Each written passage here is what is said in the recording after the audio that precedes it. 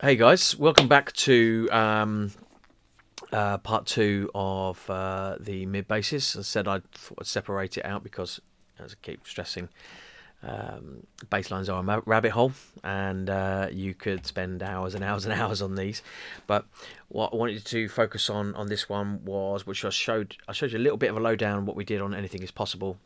But on this one, I just want to show you a general way of for those starting out wanting to write trance music, wanting to write those rolling, galloping bass lines, wanting to learn how to do that. This is a quick tutorial for you guys just to be able to focus and hone in on those. And also, I guess for those that that are struggling, they're getting an overall trance track written, but they are struggling to get those low end sounding right. And I do hear a lot of that because with being with running co-running a now becoming a really quite a successful trance label, we get a lot of demos that come through, and the things that let those tracks down, the most common thing that lets tracks down is that low end.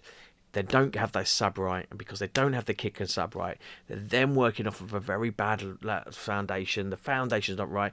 You're then putting mid basses on top, and the mid basses are just not sitting right in the mix. They can be too loud, just chugging too loud, and just not. The whole balance of the track is just all over the place. After that, you can't. If your low end and your mid basses and your sub basses are not sitting right in the mix, the rest of your track is just not gonna. It's not going to slot into place. Like anything, you can't build off of a shit foundation. You can only build a track off of a sound, solid foundation. And you, just before I go into this, you should be able to turn everything else off in your track and let that track just drive along on with the kick, the bass, and the mid basses, and whatever you've done to create your low end. You should be able to drive that track, no percussion, and it should sound great. Pumping, you should be able to empty out the whole track, and it should be able to drive along, and roll along. And if you're not able to do that, if you have to hide your low end by putting all the rest of the stuff on top, it means your low end's not right. So work on your low end, and hopefully some things in here will help you to be able to create that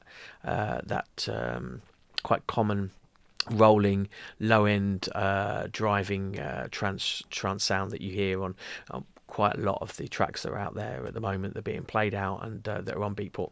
Now with this particular one, I'm going to show you the get started. I want to show you the your typical your 16th note rolling. So I've got one coming out of Spire. A bit on mine. Rolling it off around about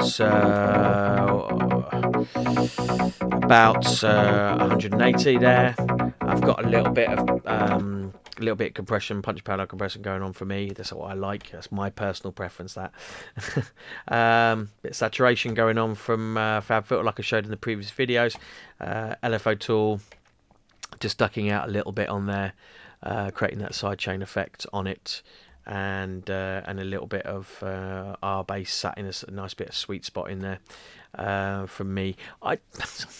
Weird actually, guys. Sometimes I use R bass on my mid basses, and sometimes I won't. But sometimes I feel it will create a nice bit of warmth, even though you're chopping off a little bit of the low end, giving it a low cut to let it the sub breathe through and not clash with the frequencies of the sub. That I find it sounds quite nice. So I've got one there driving. Now what I'll do sometimes, if I'll either use the release within the synth, or I will depending on what the sounds like, I will take the midis and I will actually just cut the tails off a little bit until I find it sitting right in the mix. But that is something you use your ears for. It's use your environment to get that sound. Sometimes it sounds good. Sometimes I'll just leave them, and there'll be just the solid block, MIDI block in that 16th note. And then I've got another one here sitting over the top. Now sometimes, I've managed to create or I've found and I've manipulated a mid bass sound within a synth, and I've just had one mid bass because I've made it sound so chunky, so good, such a really nice sound that I've not needed to layer. And then on some instances I'll layer, and you'll see a lot of tutorials out there where people layer their mid basses. And to create one overall sound in the low end and get it grooving right. But with that first particular mid bass, what I've done is I've hardly put any delay on there at all. There's hardly anything going on. It's quite static, just doing its sound. Just a tiny bit of delay on it, tiniest bit, just so it's not completely dry.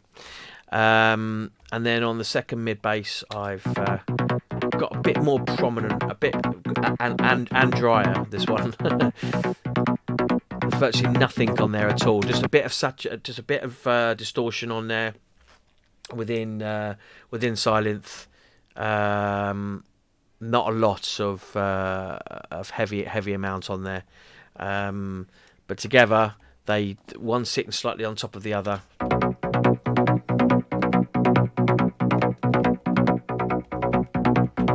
Give me a nice solid end there. Again, I think I'm rolling that off around about 130 there. Just finding the sweet spot there. And then, so I mean, not those on their own. Those two on their own, you could just play those with the bass line, with the sub, and the kick.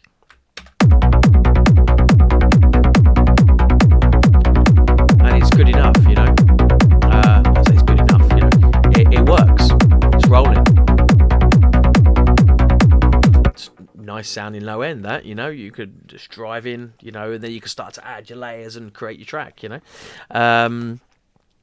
But there's lots of different things you can do, different patterns within mid basses. Some people will take their mid basses and they will group them and bust them into one group, and then they'll put a delay on top of all of them, or they'll put a bit of auto pan on there to create some movement. So there's a lot of tracks that do come through in the demos, and I can hear that the low end, not about the fact it's sitting right, it could be sitting right in the mix, but it could be really static and not got a lot of character, and with a little bit of delay and creating a bit of auto pan on there, you can add a bit of movement, and it brings the low end to life, which then could overall brings the track to life, and doesn't make it stale and boring. And I just like to experiment with different plugins, things like that. So what I did with this particular mid bass is I'll turn off the LFO tools. I love LFO tool. I love it. It's brilliant. It used to be free, but for a very short period of time, and Steve Duda was a software engineer behind it, and he was the engineer for bloody Deadmau5 and Crate, and wrote Serum, if my memory serves me correctly. He's written some. He's very, very, very good at what he does, and Serum is an awesome synth. Anyway, I'm digressing.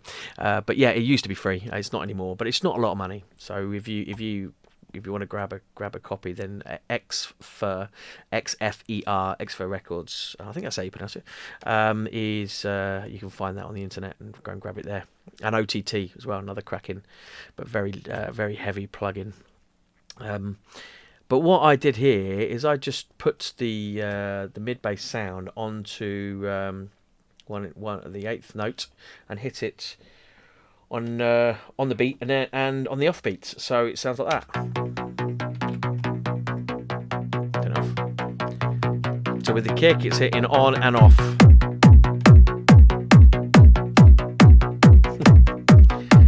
I then gave it side chain, quite a heavy side chain, because I'm putting one of them on the beat as well. And then gave it an auto pan style effect, So on its own, if I play it on its own, you'll hear the auto pan a little bit better.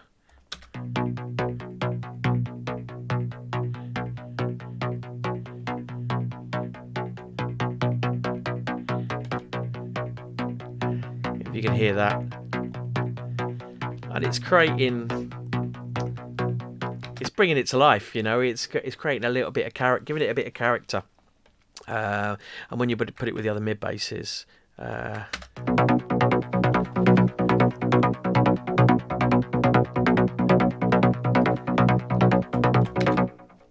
it's making your mid basses sound more interesting, and I can't stress enough, I keep repeating myself, but bringing them to life, giving them a lot of character and giving that low end some movement and and vibe and groove, and then obviously also I put on to another mid bass sound. I wanted to emphasise the offbeat, but yet having a rolling, galloping low end.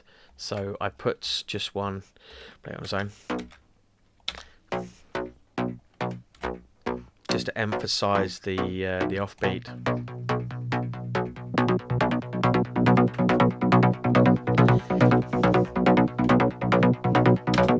And that's all of them together. And then with the kick and the bass, kicking this up.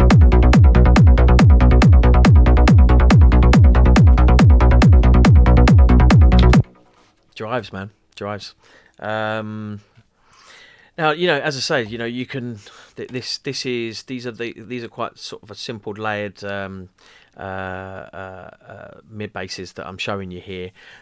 You can start to really get a lot more chunky in your low end, and you'll see on some people's walkthroughs and some people's tutorials, that how to create even more chunk and get more effect. But this, for me, I mean, we get some demos come through, and they've got the mid basses so loud.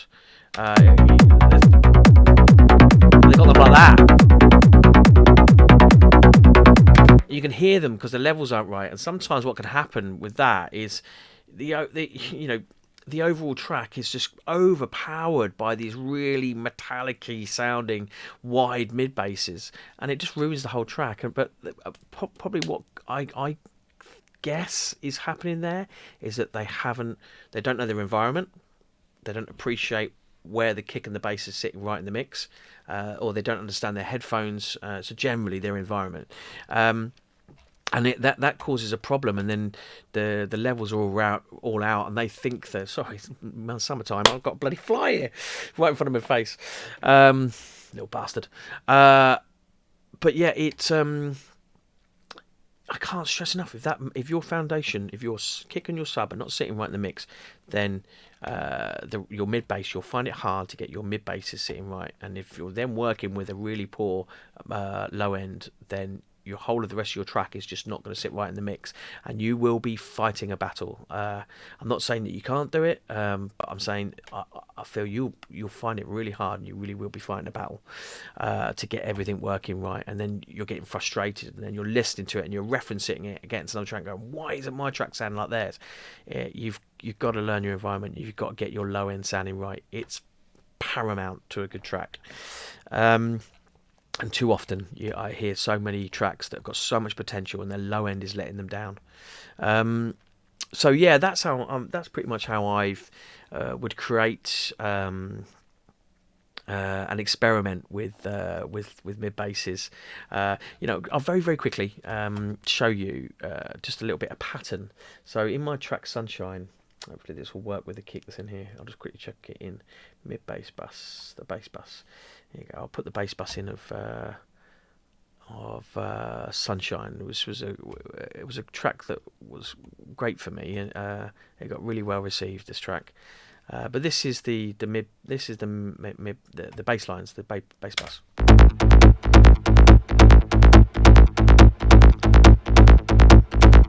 I'll just quickly play it with the kick.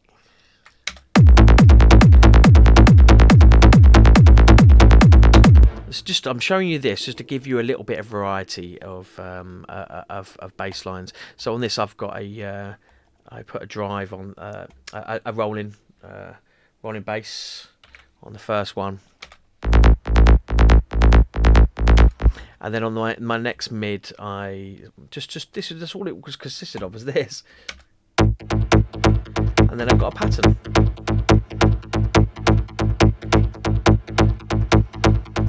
even that on its own with the kick.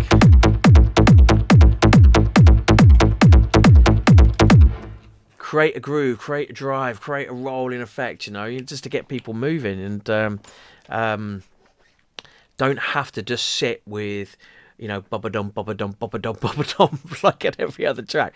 Although we all love a rolling bass line, you know, in trance music, and especially psytrance, but in a lot of trance, we love the rolling bass line, and it's great.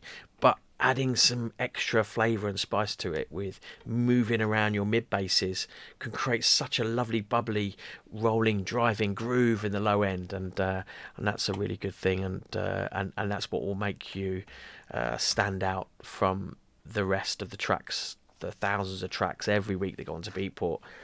Is if you can get your low end sounding right, and you can get some more interesting stuff going on and experiment. That's just one idea, like I did there, you know, using a plugin like LFO Tool, and actually, you know, changing things up a little bit to create something else happening.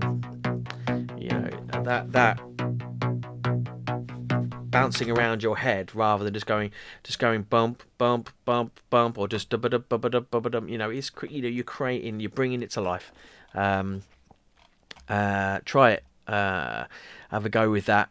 As people, people out there that are new to trance music and wanting to get their bass, their bass lines, their subs, their mid basses sounding right. So, thanks guys, and we'll be moving on to the next section, which will be happening soon. Cheers guys, thanks mate. And also, sorry, before I go, I will be having a sideline here of, as I said on my post, of starting to show you my hard house. Cheers guys. Also, sorry guys, I forgot to mention, and some people have asked me about it, is what compression I use with my kick and my bass. I do glue my kick and basses together, and this is my go-to plugin here. I like to use Vertigo VSC. I've used so many plugins over the years, and like a lot of producers that have been doing it for a long time, I've gone from hardware, I'm on software. Spent a bit of time away, come back again, you know. But this is the plugin that I use. It's fantastic. My settings, I will put it on my kick and my sub. What I'll do is I will pull back around about. Sorry about. You'll see here. Push it back. Let's start again. Just want to create you an idea.